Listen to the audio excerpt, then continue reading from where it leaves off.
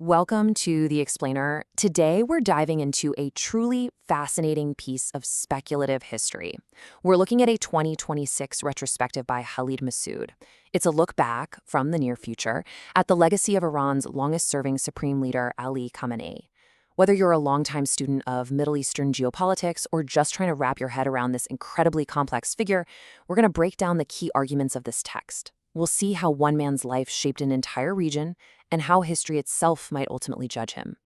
Okay, let's dive into this. Here is our roadmap for navigating this complex analysis. First, we'll look at the striking 2026 open funeral. Then we'll trace his journey from revolutionary to leader, unpack his regional strategy, weigh the domestic cost of survival, and finally, examine the judgment of history. Section 1. The 2026 open funeral. Let's set the scene in the sweltering heat of July 2026 in Tehran. Remember, we are examining a speculative, historical framework here. The author hooks us right out of the gate with a powerful contrast.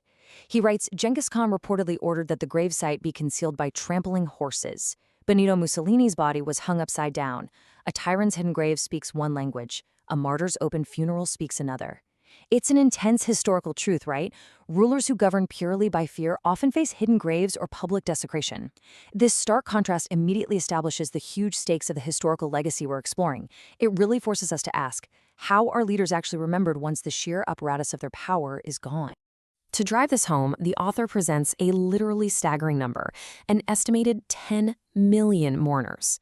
The text describes a human sea stretching across Tehran, so massive that independent observers simply gave up on trying to count everyone. The author uses this striking imagery to illustrate something crucial, a regime that is confident enough to submit its leader to a totally open, highly public farewell, right in broad daylight. So the source text essentially frames this open grave as a sort of democratic verdict. On one side, you have regimes built on fear, constantly terrified of their own people, desperate to escape desecration. But on the flip side, you have this open funeral. It signals that millions of people, whether you agree with them or not, viewed him not as an oppressor to hide from, but as a guardian, a father figure even. It strongly implies the regime just wasn't afraid of what the grave would say. Let's move to Section 2, from revolutionary to leader, and see how this all builds. We're going to rewind the clock to understand the man who would eventually command such a massive farewell.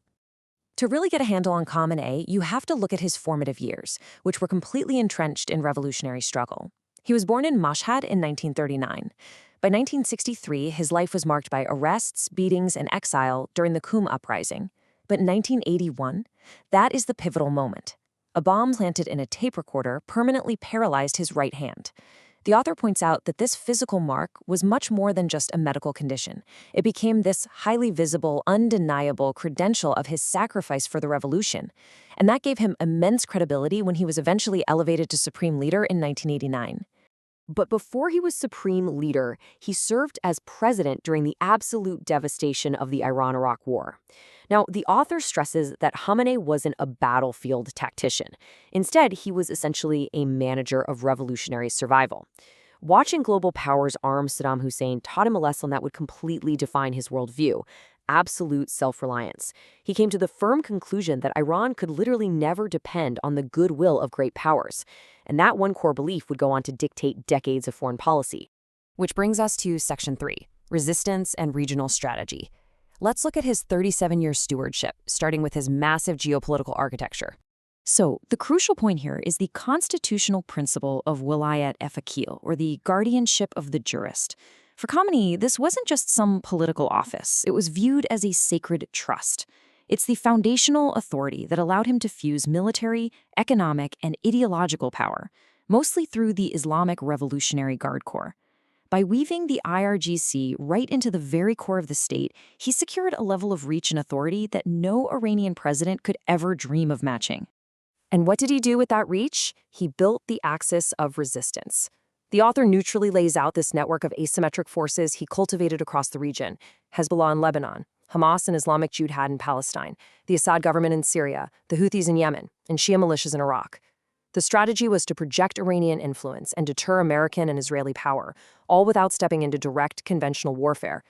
Now, the text makes sure to note that while this strategy definitely brought strategic victories, like keeping the Assad regime afloat, it also plunged Iran into massive quagmires, costing billions of dollars, thousands of lives, and deeply destabilizing the region. Then there's what the author calls the nuclear paradox. It's a massive contradiction at the center of his strategy. Khamenei famously issued a fatwa, a religious decree, strictly forbidding the production of nuclear weapons. Yet at the exact same time, he authorized a program that pushed Iran right to the brink of becoming a threshold nuclear state. The author points out this dual approach did successfully advance Iran's technical capabilities and its deterrence, but the cost was absolute economic strangulation through crippling Western sanctions. This leads us right into Section 4, the cost of survival. This is perhaps the most complex part of the explainer, analyzing his domestic stewardship, where the historical scales are fiercely divided. And this brilliantly illustrates the sheer duality of his legacy.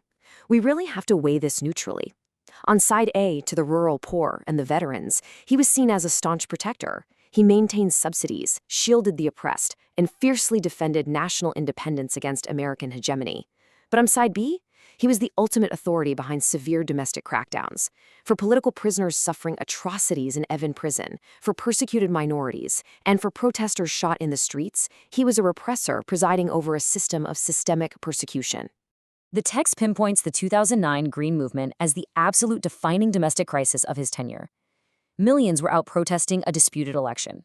The regime's response? A brutal crackdown, marked globally by the tragic death of protester Neda Aha-Sultan. The author notes this was a head-on collision.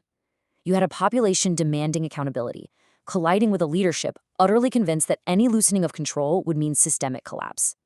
According to critics, this was the exact moment Khamenei definitively chose regime survival over the democratic aspirations of the people.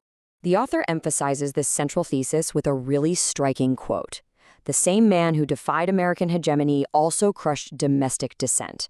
History's courtroom does not accept plea bargains. It hears all the evidence. It's a powerful point. The honor of regional resistance and the stark stain of domestic repression are completely inseparable in his legacy. You just can't honestly analyze one without acknowledging the other. Finally, Section 5, the judgment of history. Let's return to the aftermath of that 2026 funeral and the geopolitical shifts that immediately followed.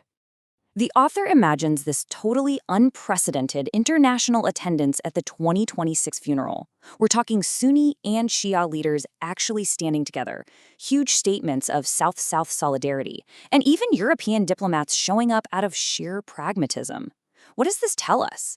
The author suggests it signals the passing of the 1979 revolutionary generation, uniting diverse nations in a shared grievance against the Western-led order, even if deep sectarian divides obviously remain.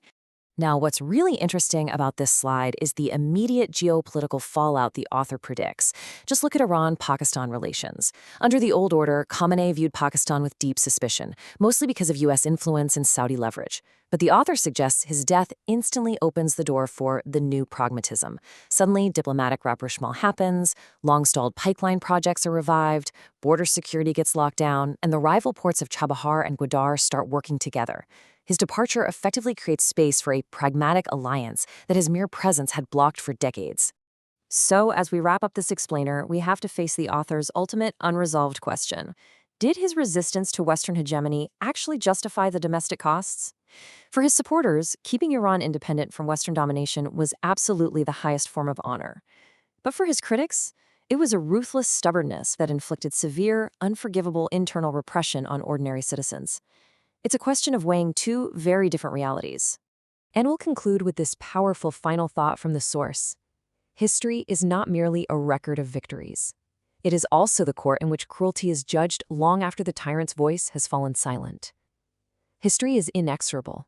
It weighs the profound complexity of human leadership, balancing sacrifice against repression.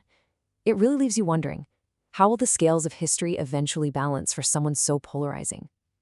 Thank you so much for joining me for this explainer, and keep asking those hard questions.